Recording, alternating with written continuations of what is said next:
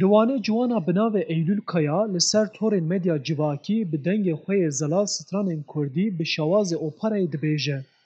Di demek kin da bala muzîkhezan û pisporên hunera operayê kîşandiye ser xwe.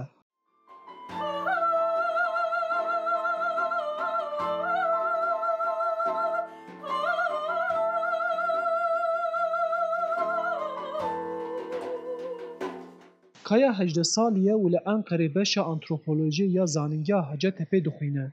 Wê heya niha qet perwerdehiya strangotinê nestandiye. Lê malbata wê ji Culêmêrgê ye û di nava malbata wê de dengbêj hene. Kaya dide zanîn ku di aliyê stranbêjiyê da bandora malbata wê pir li ser wê kiriye. Zarokatî heta vê gavê ez her tim stranê dibêjim. Lê ser tora civakê YouTube jî ev me hekînî ve ez dibêjim.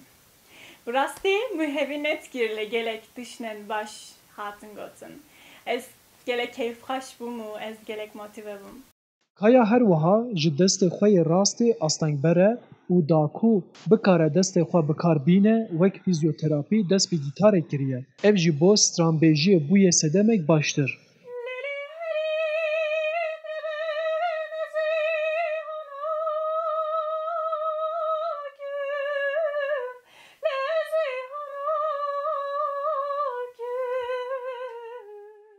Piştî ku wê bi dengê xwe yê zirav dest bi gotina stranên operayê kir, hejmarek hunermendên navdar yên Kurd û biyanî xwe gihandine Kayayê û gotine ku ew ji bo piştevaniya perwerdehiya Kayayê amade ne.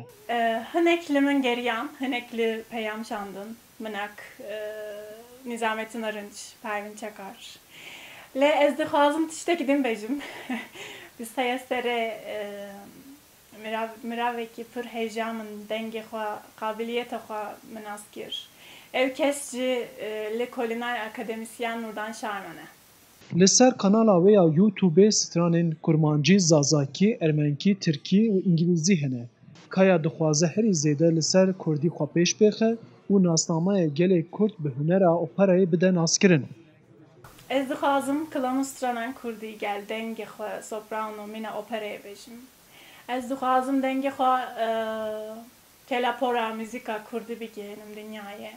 Hin strana bilaviyekî nû bi kompozisyonekî nû bêjim.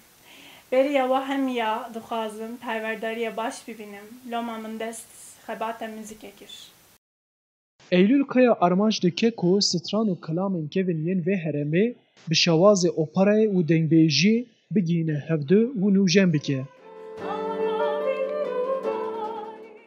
Arif Aslan, Dengê Amerîka, Wan.